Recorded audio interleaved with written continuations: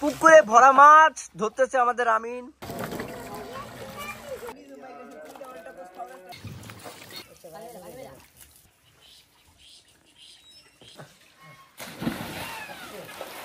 আসসালামু আলাইকুম। সকাল সকাল আমরা দেখলাম আমাদের বাড়ির পাশের গর্তে রাখা কিছু গজার মাছ মরে ভেসে উঠছে। প্রায় 2 বছর আগে আমরা এই মাছগুলাকে এই গর্তে ছেড়েছিলাম, তো সেগুলো মাশাআল্লাহ অনেক বড় হয়ে গেছিল।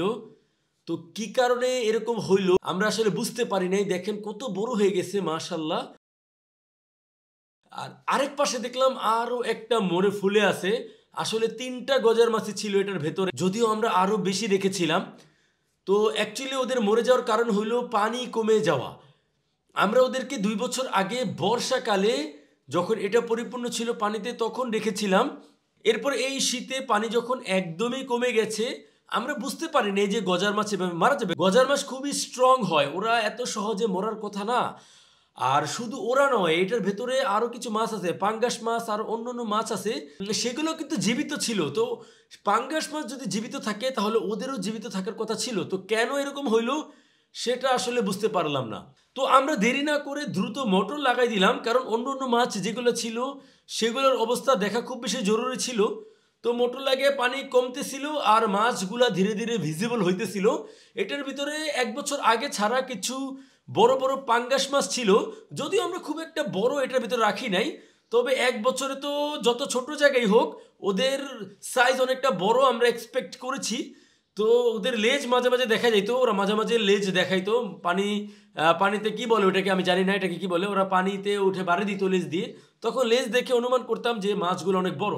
তো আসলেই দেখলাম যে মাছগুলো আলহামদুলিল্লাহ অনেক বড় হয়েছে। তো টোটাল 3টা পাঙ্গাস মাছ আমরা দেখতে পাইলাম যে আলহামদুলিল্লাহ খুব ভালো বড় সাইজের হয়েছে ওরা। তো ওদেরকে আমরা এখান থেকে এক প্রকার রেস্কিউই করব। আর এর পাশাপাশি আরও কিছু মাছ এখানে ছিল, আমরা এর আগে কই মাছ দেখছি, শোল মাছ ছাড়ছিলাম। তো সেগুলোও আমরা খোঁজার ট্রাই করব যে এটার ভিতরে আছে কিনা। যদিও গত বর্ষায় পাশের পুকুরের সাথে এটার পানি বরাবর হয়ে গেছিল, আমরা ভাবছিলাম হয়তো বা অনেকগুলো মাছ বের হয়ে গেছে। তবে পাঙ্গাস মাছগুলো যে রয়ে যাবে এটা আমি কল্পনা করতে পারি নাই। তো এখান থেকে পাঙ্গাস মাছগুলো তুলে নিতে হবে। আমরা আমিনকে নামাই দিলাম, আমিন আবার মাছ ধরার এক্সপার্ট, ওকে নামাই দিছি। ও একে একে 3টা পাঙ্গাস মাছই তুলে দিল মিলু ভাইয়ের হাতে। আর মিলু ভাই সেগুলোকে এনে রাখলো, আপাতত ট্রেতে রাখলো, কারণ ওদেরকে আমরা এরপরে কোথায় রাখবো সেটা এখনো নির্ধারণ করি নাই। পরে আমিনকে বললাম আর একটু চেক করতে যে আর কোনো মাছ আছে কিনা। ও ভালোভাবে চেক করলো, দেখলো যে আর কোনো মাছ নাই। তো বুঝলাম যে কই মাছ বা অন্যান্য যে মাছগুলো আছে এগুলো হয়তো বা বর্ষার পানিতে এখান থেকে সরে গেছে। তো যাই হোক, আমরা প্ল্যান করলাম যে এই মাছগুলোকে আমরা আপাতত কিছুদিনের জন্য আমাদের হাঁসের পুলে ছেড়ে দিব।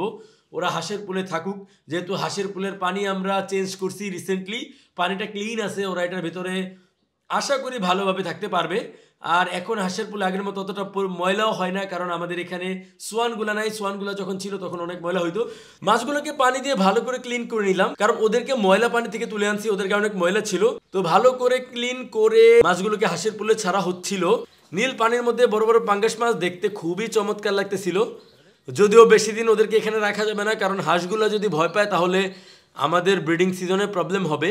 অল্প কয়েকদিন হয়তো বা ওরা এখানে থাকবে, এরপরে আমরা ওদের নতুন কোনো জায়গা বানিয়ে সেখানে ওদেরকে স্থানান্তর করে ফেলবো ইনশাআল্লাহ। তো আমরা মাছগুলো হাঁসের পুলে নিয়ে এক এক করে ছেড়ে দিলাম। দেখতে খুবই চমৎকার লাগতেছিল, পুলের নীল পানিতে বড় বড় পাঙ্গাস মাছ দেখতে মাশাআল্লাহ খুবই চমৎকার লাগতেছিল। আমরা ব্যাপারটা অনেক এনজয় করতেছিলাম। তো দিনের শুরুটা একটু কষ্ট দিয়ে শুরু হইলেও আমাদের একটু ভালো লেগেছিল যে অন্তত পাঙ্গাস মাছগুলো সার্ভাইভ করছে আলহামদুলিল্লাহ।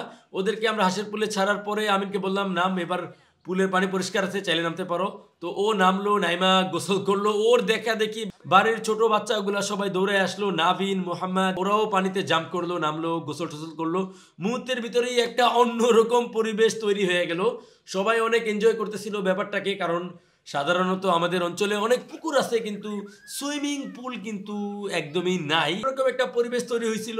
আমিও পরে নামছিলাম, গোসল টোসল করছিলাম এটার ভিতরে, সেটা ভিডিও করা হয় নাই। তো আপনাদের সবার ভিডিওটা কেমন লাগলো সেটা আপনারা অবশ্যই কমেন্টস করে জানাবেন। আর আমাদের পেজটাকে ফলো করে দিবেন, চ্যানেলটাকে সাবস্ক্রাইব করে দিবেন। আজকের মতো এই পর্যন্তই। আল্লাহ হাফিজ, আসসালামু আলাইকুম।